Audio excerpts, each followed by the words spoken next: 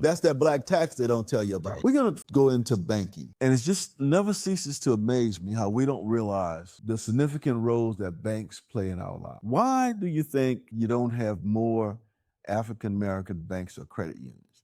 That's not an accident. You see, when you don't have lending institutions and you don't have institutional lending entities like insurance companies and brokerage houses, when you don't have those things, you have nowhere to go get money. Last count, you had about 20 full-service African-American banks in the United States, and most of them were locally chartered, not nationally chartered. What does that mean?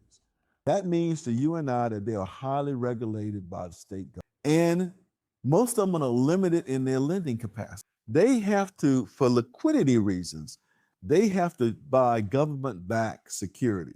So it limits their lending capacity. And that goes all the way back to the Freedom Bank that was chartered in the 1800s. And the Freedom Bank was designed to fail because they could collect deposits, but they couldn't make loans.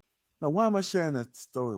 Because if you don't understand the banking system, if you don't understand the financial institutions, you're going to always be a borrower and not a lender. And you're going to always get abnormal rates when you go to get the loan.